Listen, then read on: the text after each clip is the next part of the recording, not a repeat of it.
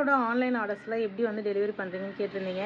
இன்றைக்கி ஒரு order pack பண்ணிடலாமா? கஸ்டமர் பார்த்தீங்கன்னா ஃபுல் செட் ஆர்டர் பண்ணியிருந்தாங்க. எதுலன்னு பார்த்தீங்கன்னா ஸ்கொயர் அண்ட் ரவுண்ட் 2 மோல்டுலேயுமே ஃபுல் செட் வந்து ஆர்டர் பண்ணியிருந்தாங்க.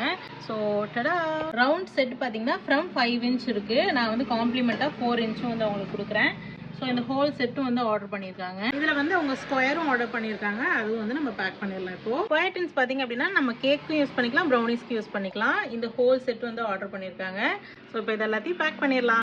கஸ்டமர் வந்து ஹோல் செட்டும் ஆர்டர் பண்ணியிருந்தாங்க. ஸோ அதனால அவங்களுக்கு ஒரு சின்ன காம்ப்ளிமெண்ட் என்னோட சைட்லேருந்து ஒரு சிலிக்கான் ஸ்பேச்சுலா. இது வந்து சின்ன சைஸு, பட் வந்து ரொம்ப நல்ல குவாலிட்டியாக இருக்கும். ஸோ இதையும் வந்து உள்ளே வைக்க போகிறேன். நான் பேக் பண்ணுறதே வீடியோ எடுக்கலாம்னு நினச்சேன். கஸ்டமர்ஸ் வந்துட்டே இருந்தாங்க, அதனால் வீடியோ எடுக்க முடியல. இப்போ வந்து பேக் பண்ணி முடிச்சுட்டேன். இப்போ நான் கொரியர் பண்ண போகிறேன். ஒரு பெரிய பாக்ஸில் போட்டு பேக் பண்ணி முடிச்சுட்டேன். கொஞ்சம் ஸ்பேஸ் இருந்தது, அதுவும் வந்து இந்த மாதிரி பாக்ஸ் வச்சு உள்ளே ஃபில் பண்ணிட்டேன், ஆடாமல் இருக்கும்னு.